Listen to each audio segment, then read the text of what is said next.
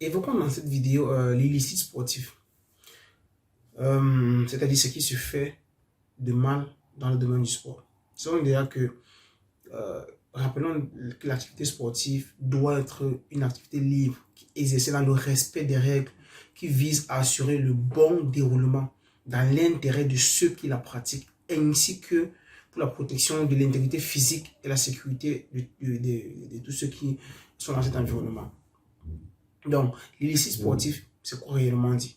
L'illicite sportif, c'est un comportement adopté lors d'un événement sportif qui viole les règles, bien qu'il ne respecte pas les règles du sport.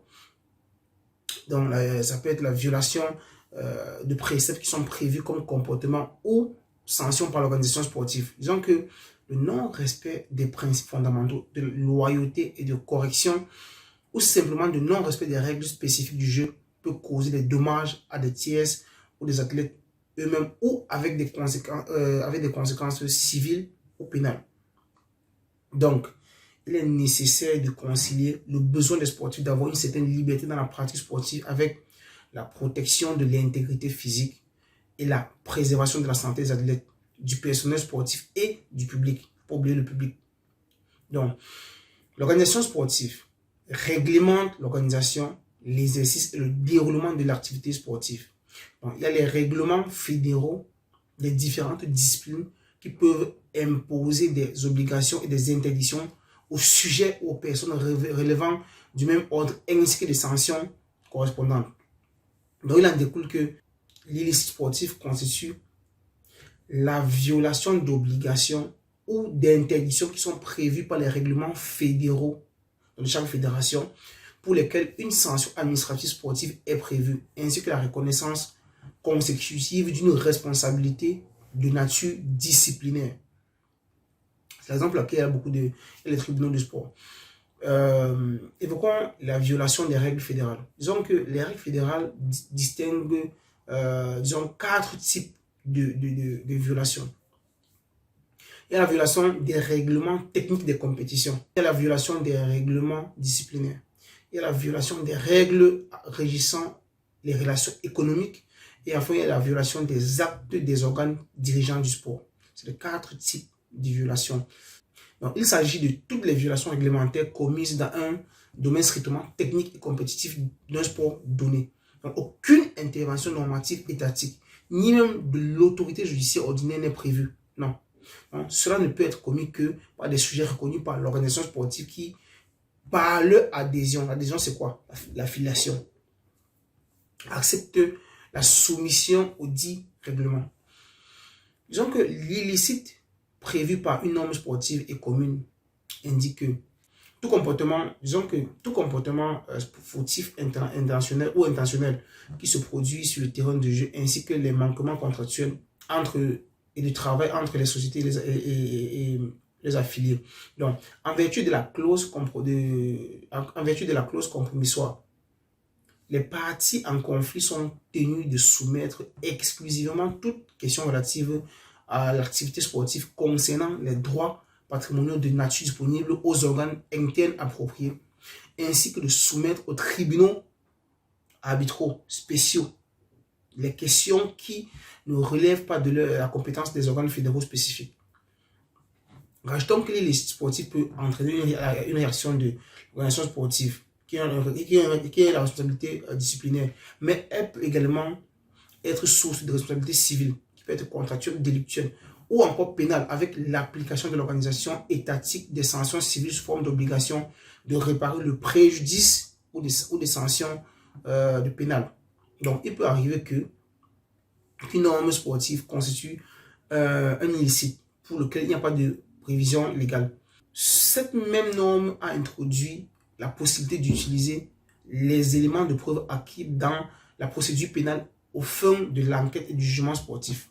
Évoquons maintenant la violence dans le sport. Disons que le sport peut impliquer une exposition au danger pouvant entraîner des dommages à l'intégrité physique des personnes qui la pratiquent, l'activité sportive en question. Donc, il existe des causes non codifiées d'exclusion de la responsabilité pénale pour les lésions à l'intégrité de l'adversaire causées par un athlète lors d'une compétition licite et en respectant les règles du jeu. Disons que si on revient en arrière, depuis l'Antiquité, le principe selon lequel toute personne pratiquant à des compétitions licites ou à des exercices préparatoires et ayant causé la mort ou des blessures à l'adversaire était exemptée de responsabilité. Maintenant, au fil du temps, ces principes ne sont pas traduits par les normes spécifiques d'exemption de responsabilité civile pénale, laissant, disons, ce fardeau à la doctrine et la jurisprudence. Donc, en voulant regrouper les sports qui nous intéressent en catégories, nous pouvons distinguer les sports à violence nécessaire comme la boxe, la lutte, les arts martiaux, et j'en passe. Les sports à violence éventuelle comme le foot, le rugby, le basket. Les sports dangereux comme les sports automobiles, le motocyclisme, le cyclisme. Les sports avec contact absolument interdits comme l'athlétisme. Donc pour la jurisprudence, il y a une exclusion de responsabilité pénale de l'athlète lorsque l'on peut prouver qu'il y a eu trois choses. Un respect absolu des règles techniques sportives, l'atteinte exclusive des objectifs de compétition et enfin une action restée dans le strict exercice et les limites de l'activité sportive. Donc, dans les sports qui nécessitent de la violence, comme les sports de contact, l'athlète qui est titulaire du droit à la vie et à l'intégrité physique doit consentir non seulement à subir des blessures, mais aussi à infliger à des tiers. Donc, on pense peut-être aux boxeurs professionnels ou amateurs qui s'engagent par affiliation ou acquisition de sa condition physique à accepter les dangers liés à la pratique d'activités sportives. Donc, disons que la République, le plus souvent, protège la santé en tant que droit fondamental de l'individu et intérêt de la collectivité et garantit des soins gratuits et indulgents. Donc, personne ne peut être obligé à un traitement médical spécifique sauf disposition légale. Donc la loi ne peut en aucun cas violer les limites imposées par le respect de la personne humaine. Donc disons que les actes de disposition de son propre corps sont interdits lorsqu'ils entraînent une diminution permanente de l'intégrité physique ou lorsqu'ils sont contraires à la loi, à l'ordre public ou encore à la moralité. Donc, n'est punissable celui qui porte atteinte ou met en danger un droit avec consentement de la personne qui peut valablement en disposer. Disons que cette excuse s'applique dans le cadre des activités sportives gérées par les organisations reconnues par l'État, mais aussi dans le cadre des compétitions à but purement récréatif et de divertissement, pour autant que les règles du jeu aient été respectées et que la compétition soit licite. Donc, la limite du risque admis sera dépassée seulement lorsque la faute commise, en plus d'être volontaire, est si grave qu'elle rend prévisible le risque sérieux de dommages pour l'adversaire qui se trouve alors exposé à un risque supérieur à celui qui est acceptable pour le participant moyen. Parlons du risque admis entre les arbitres et les spectateurs. L'arbitre déjà est la personne impartiale qui certifie le déroulement régulier et correct de la compétition en interprétant et en appliquant les règles techniques qui régissent une discipline sportive.